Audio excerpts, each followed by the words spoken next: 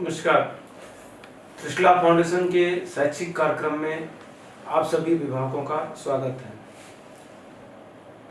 आज देख रहे हैं कि चारों तरफ पूरे देश में कोविड-19 की वजह से बहुत सारी समस्याएं सभी परिवारों को आ रही है और इसमें सबसे ज़्यादा प्रभाव जो पड़ रहा है वो हमारे अपने बच्चे, अपने लोग जो किसी न किसी दिव्यांगता से प्रभावित हैं, उनमें ज़्यादा इनका असर पड़ रहा है, क्योंकि सामान्य इलाज, सामान्य थेरेपी केंद्रों पर जाकर के नहीं हो पा रही है और विशेषज्ञों से कोई राय भी नहीं मिल पा रही है, जिसकी वजह से जो हमारे सेरेब्रल पाल्सी के बच्चे हैं उनमें उनका बुरा असर पड़ रहा है और अभिभावक इसको लेके बहुत चिंतित रहते हैं और इलाज के सोच में ही परेशान रह जाते हैं और बच्चों का जो सुनहरा अवसर है, जो एक गोल्डन पीरियड होता है शुरुआती दिनों का, वो निकल जाता है। त्रिशला फाउंडेशन ने पिछले साल जब कोविड-19 की शुरुआत हुई थी तो नए नए अनुसंधान करके ऑनलाइन ट्रेनिंग प्रोग्राम की शुरुआत की थी, लेकिन अक्सर अभी भी हमारे अभिभावकों को बहुत सारी शंका रहती है। ऑनलाइन ट्रेनिंग प्रोग्राम क्या है, कैसे लिया जाएगा, क्या फ़ायदा होगा, हम कर पाएंगे कि नहीं कर पाएंगे। उसी लिए आज इस लेक्चर के माध्यम से आपको हम बताना चाहेंगे कि ऑनलाइन ट्रेनिंग होता क्या है, सामान्य थेरेपी से अंतर क्या है, ये क्यों ज़रूरत है और कैसे त्रिशला फाउंडेशन क्या रोल उसका है। तो आज हम ऑनलाइन ट्रेनिंग के बारे में बात करेंगे, पूरी जानकारी लेना चाहेंगे। ऑनलाइन प्रशिक्षण का मतलब क्या होता है? सेरेब्रल पाल्सी से प्रभावित विशेष बच्चों के लिए अभिभावकों को जूम व स्काइप जैसे वर्चुअल जो प्लेटफॉर्म है, जो अभी सोशल मीडिया के माध्यम से जो सेपरेटली जिनका एक प्राइवेसी मेंटेन हो, आवश्यक थेरेपी, कसरत और क्या क्या समस्याएं हैं उनमें अभिभावकों को प्रशिक्षित किया जाए, ये ऑनलाइन ट्रेनिंग होता है। इसके लिए जो बेस्ट प्लेटफॉर्म होता है वो जूम प्लेटफॉर्म होता है और जूम प्ले स्टोर से जाके आप डाउनलोड कर सकते हैं। उसको आप साइन अप करने के बाद फ्री में 40 मिनट तक आप उसमें आप किसी भी कार्यक्रम को 1-to-1 आप कर सकते हैं। दूसरा माध्यम स्काइप होता है। जूम पे डायरेक्ट रिकॉर्डिंग का बहुत अच्छा तरीका होता है, जूम ज़्यादा अच्छा माना जाता है, लेकिन कुछ लोगों को स्काइप पसंद होती है, स्काइप पे भी किया जा सकता है। तीसरा माध्यम व्हाट्सएप वीडियो का होता है, लेकिन क्वालिटी थोड़ी सी कम होती है, इससे क्लियरिटी अच्छी नहीं मिल पाती है। अभी जानना जरूरी है कि पेरेंट्स का ट्रेनिंग क्यों इम्पोर्टेंट है। सेरेब्रल पाल्सी बच्चे कई समस्याओं से प्रभावित होते हैं और ये समस्याएं पूरी जीवन पर्यंत चलते रहना है। तो ऐसा तो संभव नहीं है कि आप किसी सेंटर पे जाकर, केंद्र पे जा करके जीवन पर्यंत इलाज कराएं, तो आपका तो खुद का ट्रेनिंग लेना बहुत जरूरी है। इन बच्चों की समस्याएं और इलाज वातावरण के अनुसार बढ़ती या घट भी सकती है, स्थिर रह सकती है। जैसे जैसे उम्र बढ़ेगी, जैसे जैसे समय निकलता जाएगा, डेवलपमेंट होगा, विकास होगा, उनकी ज़रूरतें, उनमें कसरत के तौर तरीके बदल जाते हैं, तो इसलिए डायरेक्ट टच में रहना बहुत जरूरी होता है। माता पिता को एक अच्छे और वर्तमान की आधुनिक तरीकों में प्रशिक्षण से उनको जो है लैस, जो रिहैब केंद्र हैं, जो वरिष्ठ थेरेपिस्ट हैं, उनसे पुनर्वासन कर्मियों और केंद्र की टीम से थेरेपी को सीखना चाहिए। कहने का तात्पर्य है कि जनरल थेरेपी प्रोग्राम सीख करके पेरेंट्स घर पे कराते हैं, उनसे बच्चों को लाभ नहीं मिलने वाला है। सबसे पहले आपको ये पता करना जरूरी है, जो आपका केंद्र है, जो आपके थेरेपिस्ट हैं, वो कितनी उनकी अत्याधुनिक जो तौर तरीके थेरेपी के उनमें पारंगत हैं कि नहीं है, नॉलेज है कि नहीं, उनको सीखना जरूरी है। ये बहुत जरूरी होता है कि समय के साथ थेरेपी और चिकित्सा की आवश्यकता बदल जाती है। इसलिए सेरेब्रल पाल्सी बच्चों में चिकित्सा वर्षों तक चलती है। माता पिता के लिए आवश्यक है उस समय और धन की बचत करने के लिए और अपने बच्चे में एक अच्छी क्वालिटी ऑफ लाइफ देने के लिए, एक अच्छी थेरेपी को इस्तेमाल करने के लिए, गुणवत्ता सुनिश्चित करने के लिए सभी आवश्यक चिकित्सा थेरेपी समस्याओं खुद सीखें, खुद करें, तो बच्चों में कहीं अच्छा परिणाम देखने को मिलता है। अब अक्सर ये बात आती है कि मैं तो अभिभावक हूँ, मैंने कोई डॉक्टर्स फिजियोथेरेपी की कोई ट्रेनिंग नहीं ली, तो क्या मैं सीख सकता हूँ? Why not? आप क्यों नहीं सीख सकते हैं? एक सामान्य प्रक्रिया थेरेपी का है, और आपका बच्चा एक स्पेशल है, और आपके बच्चे की जरूरतें अलग हैं। एक लिमिटेड जानकारी जो बच्चे आपके लिए आपके अपने बच्चे के लिए जरूरत है वो आपको मिल जाए, तो आपको सीखने में कोई समस्या नहीं आनी चाहिए। मेरे को लगता है एक सामान्य दर्जे का आईक्यू वाला व्यक्ति भी हर कसरत को, थेरेपी को सीख सकता है, कर सकता है। केवल अपना हमें समय देना है, हमको पेशेंस रखना है, हमको जिम्मेदारी निभानी है, एक डेडिकेशन दिखाना है। हर बच्चे की समस्याएं अलग अलग होती हैं, इससे प्रत्येक बच्चे को थेरेपी अलग तरीके की जरूरत होती है। सीखने के बाद कोई भी अभिभावक थेरेपी को कर सकता है, लेकिन अनुभव ये देखा गया है कि जो माता पिता सीख लेते हैं, थेरेपी को अच्छे ढंग से उपयोग करते हैं, वो अच्छा करा सकते हैं। लेकिन उसके पीछे जरूरत है कि विशेषज्ञ द्वारा उचित परामर्श और निरंतर निगरानी की आवश्यकता होती है। विशेषज्ञ द्वारा उनकी थेरेपी करने के तौर तरीके को रुक रुक कर जांच भी करना जरूरी होता है। ऐसा नहीं कि थेरेपी एक बार आप सीख गए तो थेरेपी जीवन पर्यंत चलता रहेगा, नहीं ठीक हुआ तो आपने थेरेपिस्ट को बोल दिया या सेंटर को बोल दिया, अरे वहां तो कुछ होता नहीं है। आपको थेरेपिस्ट और केंद्र और विशेषज्ञ की निगरानी में रहना पड़ेगा। मतलब कोई भी ऑनलाइन हो या सेंटर पे हो, लंबे समय तक जुड़ाव देना पड़ेगा, सालों, मैं बोलूंगा 16 साल की उम्र तक। ये बहुत जरूरी होती है, क्योंकि उम्र बढ़ने के साथ थेरेपी में बदलाव करने की आवश्यकता होती है, और ये आवश्यकता तभी पूरी हो सकती है जब आप अपने स्पेशलिस्ट, आप अपने सेंटर, अपने थेरेपिस्ट के संपर्क में हैं। तो ये क्लियर हो जाना चाहिए कि प्रत्येक अभिभावक कुछ भी पढ़ा लिखा है वो अपने बच्चों में उपयुक्त होने वाली थेरेपी एक्टिविटीज के बारे में सीख सकते हैं, कर सकते हैं।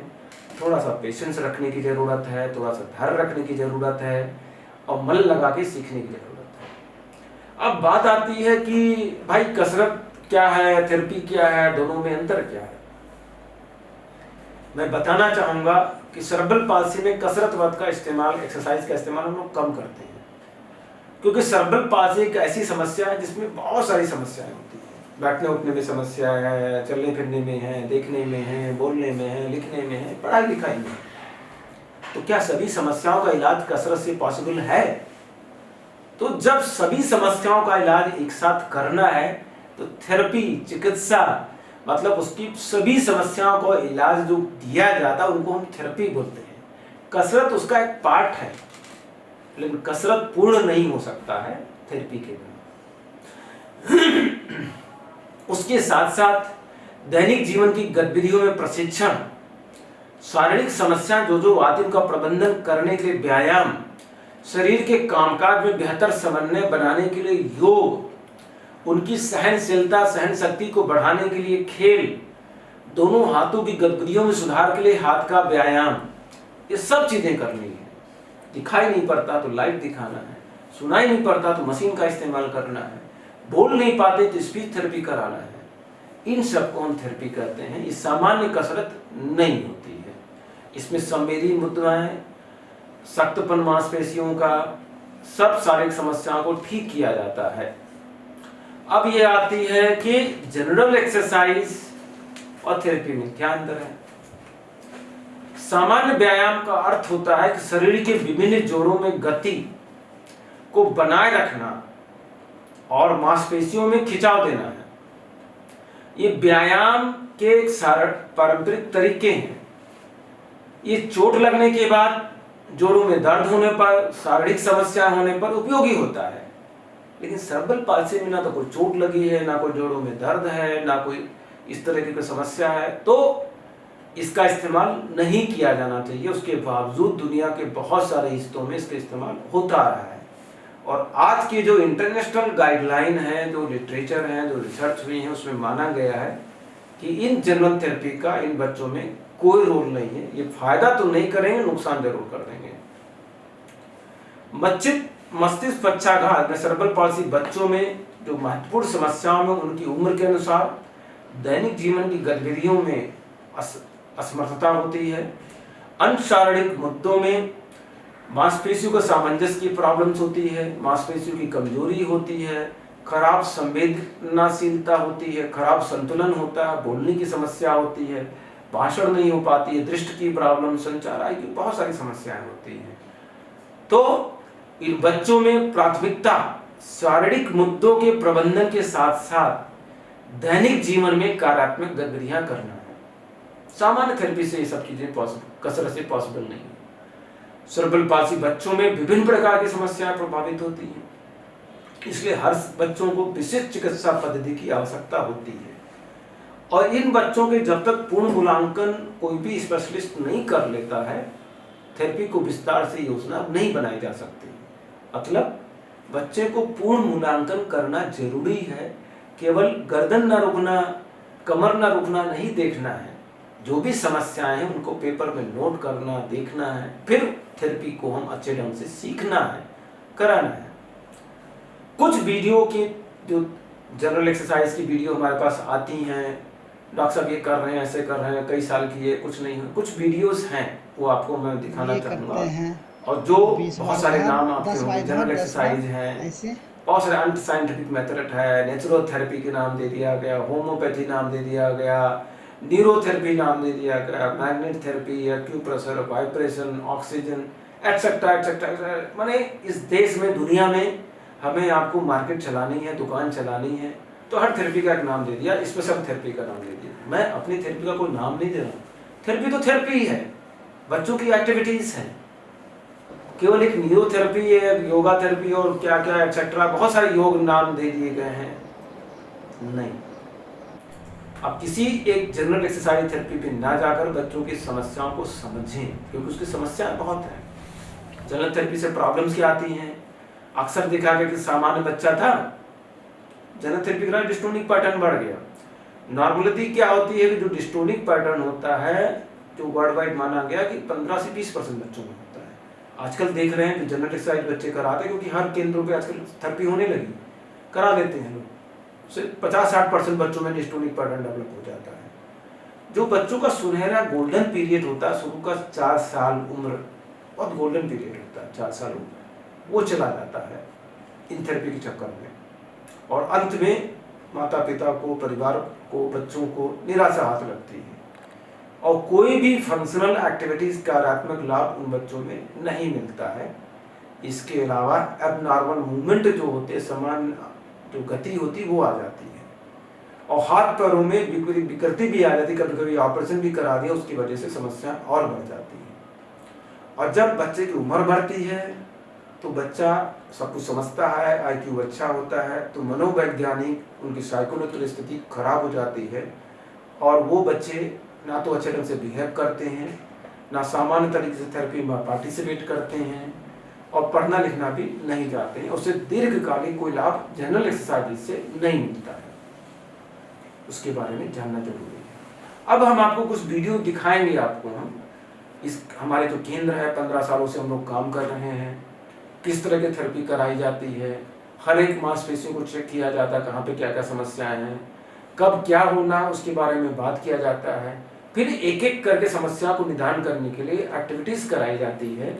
कमर को रोकना, रीच ऑब्जेक्ट करना, बैलेंस बनवाना, चलने की ट्रेनिंग करना, स्टैंडिंग बैलेंस बनाना, गर्दन पे काम करना, प्रोन डेवलपमेंट पे काम करना, बॉल पे कैसे कराना है, मशीन में कैसे कराना है, बहुत करेक्ट तरीका अपना चाहिए। ये नहीं कि आप इसको देख करके घर पे जाकर करिए, क्योंकि हर बच्चों की समस्या अलग है, और आपके बच्चे की क्या जरूरत बिना देखे बताना थोड़ा सा मुश्किल काम होता है।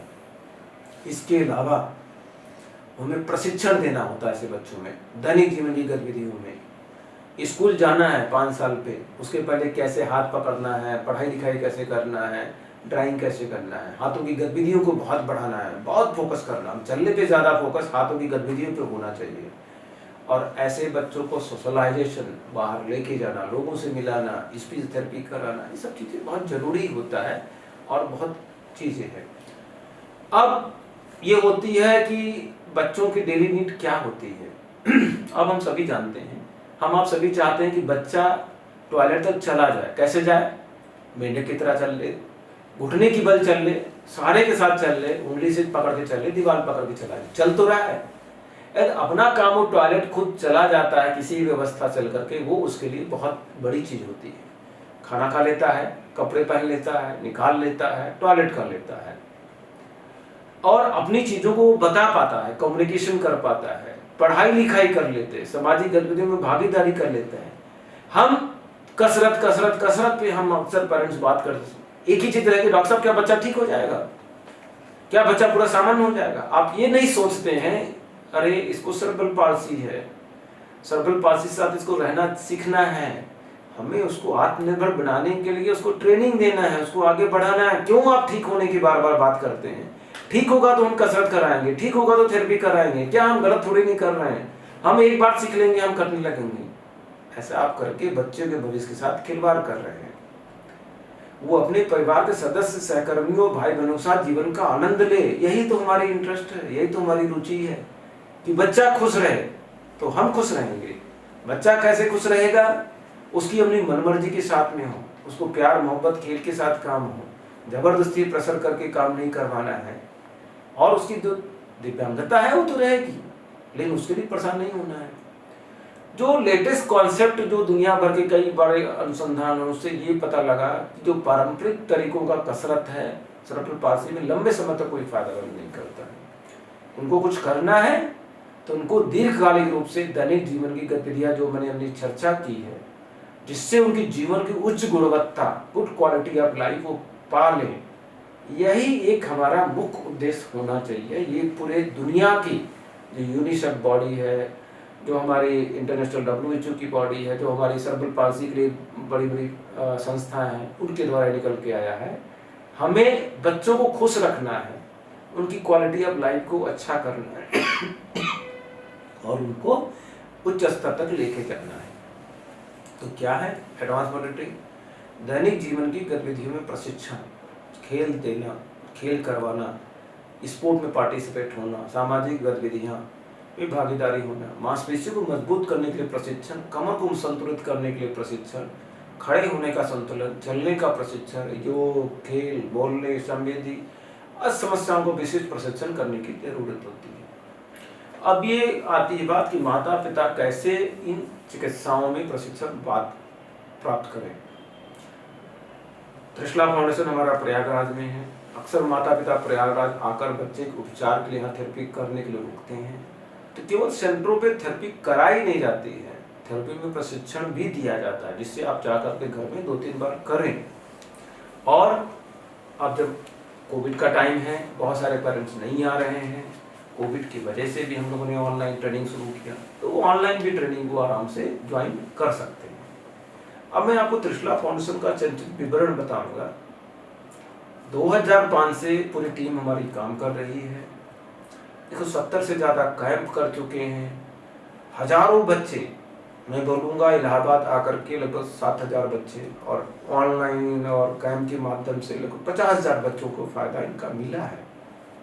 और आज के समय में 90% से ज़्यादा अभिभावक खुश हैं, अपने बच्चों को आगे लेकर के जा रहे हैं। 15 सालों से बहुत सारे अनुसंधान हम लोगों ने किए, बहुत सारे तौर तरीके किए, और हमारे पास special educator, speech therapist, senior therapist, training therapist, junior therapist, सब कोई हमारे परामर्शदाता और जितनी भी चीज़ें हैं, काउंसलर, सब चीज़ें, क्योंकि हमारा पूरा उद्देश्य है कि सेरेब्रल पाल्सी बच्चों को उच्च स्तर तक उनका इलाज उनको लेकर के जाएं, उनके अभिभावकों को, उनके परिवार वालों को प्रशिक्षित करें, जिससे आने वाली समस्या में उनको इधर उधर ना भटकना पड़े। और उसका परिणाम है, गूगल पे जब उठा के देखते हैं 292 जो उनका समीक्षा है गूगल पेज पे त्रिशला फाउंडेशन का, उसमें 4.6 रेटिंग है। क्यों है 4.6 इन 5, मतलब मोर देन 90% सेटिस्फैक्शन रेट। और किसी भी टेस्टिमोनियल को आप उठा के देखते हैं, और यहाँ पर आप देश के प्रत्येक कोने से, हर स्टेट से लगभग 20-25 देशों से बच्चे यहाँ पे आते हैं। ऑनलाइन ट्रेनिंग डेवलप कंट्रीज के लोग यहाँ से ले रहे हैं, USA, UK, Germany, Afghanistan, Bangladesh, Nepal, सब जगह के लोग रहे। थेरेपी हमारी अच्छी है, कंबाइंड किया है तभी ले रहे हैं, अदरवाइज क्यों ले रहे होते। और सबको फायदा भी मिल रहा है और अब तक हजारों बच्चों को इसको लाभ मिल चुका है। अब आती कि ऑनलाइन ट्रेनिंग की क्या फायदे हैं, कैसे करें। अक्सर होती कि माता पिता कहीं जा नहीं सकते, तो घर बैठे थेरेपी की आधुनिक और कारगर तकनीकी सीख सकते हैं। इस प्रशिक्षण को रिकॉर्ड कर सकते हैं, मोबाइल में रख सकते हैं और रिपीट करके कई बार कर सकते हैं। और ये चिकित्सा की अच्छी गुणवत्ता सुनिश्चित करने के साथ साथ धन और समय दोनों को बचत कर सकते हैं। ये कामकाजी माता पिता के लिए बहुत ही लाभकारी सिद्ध हुआ है। और कोविड-19 में निकल नहीं सकते, वो तो एक अलग चीज है, विशेष रूप से इसको बनाई थी, उसी की वजह से ऐसा हुआ है। लेकिन ऑनलाइन थेरेपी लेने के पहले एक बार online consultation, detail analysis, detail assessment होना बहुत जरूरी होता है। उससे आपको कॉन्फिडेंस आएगा, एक नजरिया मिल जाएगा कि बच्चे के साथ कैसे काम करनी, क्या सही है क्या गलत है। और ऑनलाइन थेरेपी के माध्यम से आप क्या सीखेंगे, कैसे करेंगे। तो ऑनलाइन कंसल्टेशन जो भी ऑनलाइन थेरेपी के पहले करना होता है। अब सब कुछ आपने कर लिया, अब बात आती है कि हम रूम का सेटअप कैसे करें जहाँ पे ऑनलाइन थेरेपी। अक्सर यही अभिभावक परेशान रहते हैं कि सर ऑनलाइन थेरेपी करेंगे, हमको क्या सुनाई देगा, कैसे करना। तो आपको पहले से व्यवस्था करके रखनी है। एक 12x10, 10x12 का कमरा हो, लाइट अच्छी होनी चाहिए, ऊपर आपके ट्यूबलाइट हो, बल्ब हो एक दो। दूसरी चीजें, आपके पास मोबाइल अच्छे कैमरे वाला होना चाहिए या लैपटॉप हो। एक टेबल आपको ले लेना है जो कि 1 फीट हाइट का हो, उसको अपने बच्चे और टेबल के बीच में कम से कम 4 फीट की डिस्टेंस होना जरूरी है। और मोबाइल कैमरा जो भी है वो हाथ में नहीं लेना है, वो टेबल पर रख देना है। स्थिर रहेगा तो उस पर जो रिकॉर्डिंग होगी, जो आपको सुनाई पड़ेगा, अच्छा होगा। और एक साउंड सिस्टम या कान में लगाने के लिए भी आप ले सकते हैं।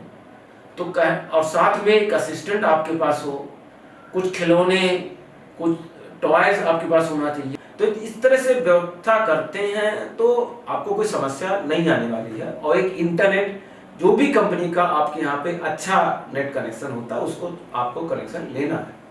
अब बात यह आती है कि ऑनलाइन प्रशिक्षण कौन देगा। उसके पहले मैं एक बात और बोलना चाहूँगा, घर पर उन्हीं को ऑनलाइन प्रशिक्षण लेना है जो प्रतिदिन घर पर अवेलेबल हो पाए, अपने बच्चे के साथ थेरेपी करा पाए। ये ना हो ट्रेनिंग किसी और ने लिया, थेरेपी कोई और करा रहा है, छोटी छोटी चीज़ें हैं तो वो चीज़ें आपसे मिस हो सकती हैं और आप उसको नहीं करा पाए। ऑनलाइन प्रशिक्षण जो हम लोगों ने शुरू किया 2020 से, कोरोना के समय के बाद ही हम लोगों ने इसको निर्धारित किया और कुछ महीनों के प्रयास के बाद ये बहुत अधिक सफल साबित हुआ। तरीकों के लिए इजाद किया कि कैसे किया जाए। और ये प्रशिक्षण ट्रस्ट में तो हमारे पास 30 से ज़्यादा थेरेपिस्ट हैं जो कि काम कर रहे हैं। लेकिन जो हमारे ट्रस्ट में सबसे ज़्यादा जो सीनियर मोस्ट थेरेपिस्ट, वरिष्ठ थेरेपिस्ट हैं, जिनका अपना एक्सपीरियंस काम करने का 15 साल से ज़्यादा है और हजारों बच्चों को लाभ दे चुके हैं, पेरेंट्स को ट्रेनिंग दे चुके हैं, कैंप्स में ट्रेनिंग दे चुके हैं, केवल उन्हीं 6 थेरेपिस्ट के द्वारा ऑनलाइन ट्रेनिंग दिया जाता है। और ऑनलाइन ट्रेनिंग दिया कैसे जाता है, अब इस पर बात आती है। पहले तो ऑनलाइन मूल्यांकन किया जाता है। एक तो आपने कंसल्टेशन लिया, उसमें मूल्यांकन होकर के आपको प्रिस्क्रिप्शन स्लिप दिया कि उसमें सब चीज़ें लिखी गई। थेरेपिस्ट वो बच्चे को बैठा के, उठा के, खड़ा करके देखता है और फिर डमी मॉडल पर, एक तरफ से डमी मॉडल लिया जाता है। डमी मॉडल पर उसकी जो बच्चों की एक्टिविटी, जो थेरेपी है, उस पर एक एक स्टेप करके दिखाया जाता है। हाथ को कैसे पकड़ना है, पैर को कैसे पकड़ना है, कैसे बैठाना है, क्या पोजीशन होनी चाहिए, कहाँ पे असिस्टेंट की ज़रूरत है, बच्चे को खिलौने कैसे दिखाने हैं, वो सब चीज़ें माता पिता को एक एक करके बताते जाते हैं और आपसे करवा के देखते हैं। वो गलती होती है तो आपको सुधारते हैं। वो पूरा 40 मिनट का कार्यक्रम होता है, हिंदी अंग्रेजी जिसमें जिसकी जैसे ज़रूरत है तो उसमें किया जाता है। और उन प्रशिक्षण को आपको रिकॉर्ड करने के लिए बोलते हैं, आपको रिकॉर्ड करके रखना होता है। अक्सर बात आती है कि डॉक्टर साहब हम थेरेपी तो करा लेंगे, जूतों की व्यवस्था कैसे हो, क्योंकि जूते भी स्पेशल होते हैं और हर बच्चों की रिक्वायरमेंट्स अलग होती है। जो लोग ऑनलाइन ऑर्डर करना चाहते हैं उनको हमारा जो प्रयागराज स्थित हमारा जो केंद्र है, वहाँ से जुड़े हुए जो हमारे ऑर्थोटिक्स इंजीनियर हैं, उनका नंबर दिया जाता है। ऑनलाइन वीडियो पे आपसे बात करते हैं, मेजरमेंट लेते हैं, फिर वो कुरियर करके आपको भेज देते हैं। और आप अपनी जगह पर भी, जहाँ पर भी आप सट्टे में रहते हैं या लगता है कि वहाँ पे बन सकता है, तो आप वहाँ पर भी आप इस मॉडल को दिखा करके आप बनवा सकते हैं। लेकिन हर बच्चों की ज़रूरतें अलग होती हैं। जैसा आपको कंसल्टेशन पे बताया जाता है, थेरेपी के दौरान सिखाया जाता है, उन जूतों को ही इस्तेमाल करना है। और बेसिकली एफओ और गेटर घुटने को सीधा करने के लिए दिया जाता है। इन दोनों की बहुत ज़्यादा ज़रूरत पड़ती है। अब आती है कि कौन कौन से सामान की ज़रूरत ऑनलाइन सेशन में पड़ती है। एक तो जैसे मैंने पहले ही बता दिया था पूरा, एक रोशनी वाला रूम हो जहाँ पर आपके मोबाइल पर नेटवर्क अच्छा आता हो, वो बहुत ज़रूरी होता है। आपको टेलीकॉम पाउडर रखना है, गोल तकिया रखना है, मसलन रखना है, चटाई रखनी फ्लोर में मुलायम सा, एक स्टूल रखना है, जो बताया मैंने आपको, 2 स्टूल रखना है, एक पे तो मोबाइल रखना है, एक पे बच्चे को बैठाने के लिए रखना है। तमाम खिलौने रखने, लाइट, साउंड, म्यूजिक, वाइब्रेशन, जितने तरह के आप खिलौने समझ सकते हैं बच्चा जिससे प्रभावित हो, वो सब रखने हैं। विभिन्न प्रकार के टार्च रखने हैं, पूजा की घंटी रखनी है, फुटबॉल रखना है, थेरेपी बॉल रखना है, आयु के अनुसार जिस तरह की जैसी उम्र है, 65 सेंटीमीटर, छोटे बच्चों के लिए, बड़े बच्चों के लिए 75 सेंटीमीटर रखना होता है। अब कुछ लोगों को जैसे पता नहीं होता कि रिकॉर्डिंग कैसे करनी है, 2 चीज़ रिकॉर्डिंग होती है। जूम में आपको रिकॉर्डिंग करने का ऑप्शन होता है, आप रिकॉर्ड कर सकते हैं, परमिशन यहाँ से दी जाती है और आपको लेना है, रिकॉर्ड करना है। दूसरा क्या होता है, स्क्रीन रिकॉर्डर होता है, वो ऐप होता, नया ऐप होता है, वो डाउनलोड करके तो भी रिकॉर्ड कर सकते हैं, लेकिन डायरेक्ट रिकॉर्ड करना ज़्यादा बेहतर होता है। कभी कभार स्क्रीन रिकॉर्डर में साउंड की प्रॉब्लम्स आती है तो उससे थोड़ा सा मुश्किल हो जाता है, तो उसको आप कर सकते हैं, लेकिन उसको आपको चेक करते रहना पड़ेगा कि हाँ साउंड और जो उसकी वीडियो है दोनों क्वालिटी अच्छी मिल पाए। ऑनलाइन थेरेपी ट्रेनिंग सेशन लेने के क्या क्या फ़ायदे हैं, क्यों हम लें, समय हम क्यों थेरेपिस्ट नहीं बन पाएंगे, हम डॉक्टर नहीं बन सकते, ये सब बहुत सारी चीज़ें होती हैं। लेकिन आपको ये है कि आपको अपने बच्चे के लिए अच्छे थेरेपिस्ट, अच्छे डॉक्टर बनना बहुत ज़रूरी है, तभी आप कर पाएंगे। दूसरा, सुनहरा अवसर, समय ना निकल जाए, उम्र ज़्यादा ना हो जाए, क्योंकि बाद में कुछ करने से बच्चों में ज़्यादा फायदा नहीं मिलेगा। और ये भी होता है जब सेंटर पे जब भी जाएंगे तो आपको थेरेपी करना आसान हो जाएगा, क्योंकि आप पहले से प्रशिक्षित पर कर चुके होंगे, प्राप्त कर चुके होंगे। जो ऑनलाइन ट्रेनिंग सेशन ज्वाइन किए हुए हैं उनको यहाँ पर जब भी एडमिशन जो सेंटर खुलते हैं तो प्राथमिकता भी दी जाती है, क्योंकि आने से पहले प्रशिक्षण है तो अपने बच्चों को थेरेपी कराने में भी आसानी होती है और चीज़ों को समझ सकते हैं। कोरोना के समय में घर बैठे ये थेरेपी के बारे में जानकारी और ट्रेनिंग मिलने वाली है, तो ये जान के सर बहुत अच्छा लगा था कि हमारे बच्चे को घर बैठे, मतलब कोरोना के कारण उसका कुछ लॉस नहीं होगा, घर बैठे हम उसको थेरेपी दे सकते हैं और उसके में इम्प्रूवमेंट ला सकते हैं। जो पहले लग रहा था हम नहीं करा पाएंगे वो हम बहुत अच्छे से करा पाए। हमारे बच्चे को 4 सेशन में ही बहुत इम्प्रूवमेंट मिला था। सर ऑनलाइन जब भी क्लासेस होती थी, सेशन होते थे, तो सर पहले हमसे कराते थे तो वो भी सेटिस्फाई होते थे कि हाँ जो भी हमने सिखाया है वो पेरेंट्स अच्छे से सीख रहे हैं और बच्चों को करा रहे हैं। तो इसको देखते हुए सर अभी ऑनलाइन क्लासेस लेना ज़्यादा अच्छा है। अपने ऊपर भरोसा रख के अपने बच्चों के लिए थेरेपी देना ज़्यादा बेटर है, क्योंकि इसके अलावा अभी कोई ऑप्शन नहीं है हमारे पास। और बच्चों की थेरेपी में सर बिल्कुल भी लेट नहीं किया जा सकता, जितना भी लेट करेंगे वो हमारे बच्चे के लिए ही लॉस होगा और कुछ भी नहीं, कि ऑनलाइन कराना ज़्यादा बेटर है। तो ऑनलाइन थेरेपी का फ़ायदा ये हुआ कि कोरोना काल में सब बंद हो गया था, हम लोग घर पे रिस्ट्रिक्टेड थे, तो हम बच्चों के ऑनलाइन के मेथड से हम स्टार्ट करने लगे उसकी थेरेपी में इनिशियली वो रिलैक्सेशन, पोजिशनिंग, बच्चे को पहले असेस करके उसमें हम क्या थेरेपी के टेक्निक्स करवाते हैं और फिर उसमें ऐड करके फिर उन्होंने हर सेशन में वंस अ वीक 1-1 घंटे के सेशन में उन्होंने रिलैक्सेशन, पोजिशनिंग और बैलेंसिंग ये सब टेक्निक्स बताए, तो बच्चे का फिर काफ़ी इम्प्रूवमेंट हुआ। अक्सर अब चीज़ें आती हैं कि हम आप सभी चीज़ें फ्री में चाहते हैं, कुछ भी ना खर्च करना पड़े। क्या ये संभव है? हमको ऑक्सीजन लेना है, हमको कोई सेवाएं लेनी है, हमको मोबाइल चलाना है, हमको खाना खाना है, तो कुछ चीज़ें क्या फ्री में हो सकती हैं? त्रिशला फाउंडेशन एक लाभ रहित संस्था है और ये किसी तरह के सरकारी या किसी भी इंस्टीट्यूशन या किसी भी कॉरपोरेट से कोई फंड नहीं लेती है, और पिछले 15 सालों से हम लोग सेरेब्रल पाल्सी बच्चों के लिए एक अच्छी क्वालिटी ऑफ लाइफ देने के लिए, थेरेपी देने के लिए हम लोग काम कर रहे हैं। और स्टाफ भी हमारे पास बहुत हैं, बहुत सारी एक्टिविटी चलती रहती है, और ये सभी जो खर्चे हमारे होते हैं अभिभावकों से के द्वारा दिए गए अनुदान से ही किया जाता है। और जो कि बच्चों को आपको पूरा असेसमेंट करके थेरेपिस्ट द्वारा पूरी ट्रेनिंग दी जाती है, तो थेरेपिस्ट को भी अपना घर का, परिवार का खर्चा चलाने के लिए भी पेमेंट की जरूरत पड़ती है। तो ये पेड ना होकर के एक त्रिशला फाउंडेशन को कंट्रीब्यूशन है, जो कि आपके बच्चे को उत्थान के लिए बनाया गया है और निरंतर प्रयास करता रहता है। और आपके द्वारा दिए गए अनुदान केवल आपके बच्चों को उज्जवल भविष्य के लिए ही किया जाता है, और ये सीनियर थेरेपिस्ट के द्वारा सब कुछ पूरी ट्रेनिंग दी जाती है। तो इसके बारे में समझना चाहिए कि ये मत सोचिए कि पेड है कि अनपेड है, क्योंकि हर चीज़ों में प्रशिक्षण लेने के बाद पेरेंट्स खुद कर सकते हैं, और पेरेंट्स के पैसे बचते हैं, समय भी बचता है।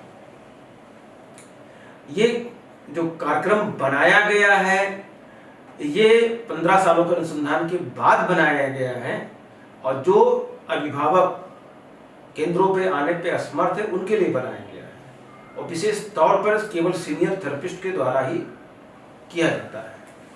तो आइए हम आप साथ मिलकर के हाथ बढ़ाएं, सीखें, बच्चों को सिखाएं, और अपने बच्चों को एक नई जिंदगी करने की शुरुआत करने के लिए प्रेरणा दें, उसको आगे लेके जाएं, बच्चों को उड़ने के लिए पंख लगाएं, और बिना सोच विचार किए एक अच्छी लाइफ उन बच्चों को दे पाए।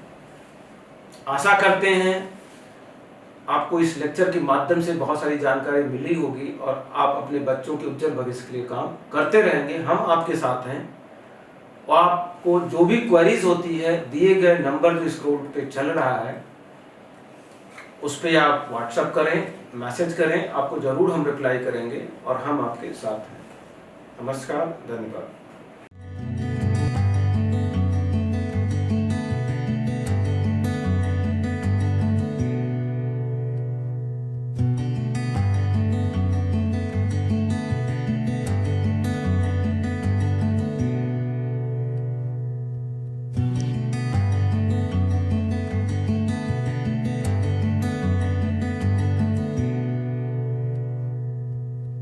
सेरेब्रल पाल्सी में अधिक जानकारी के लिए हमारे YouTube चैनल त्रिशला फाउंडेशन और JJN 999 को सब्सक्राइब करें।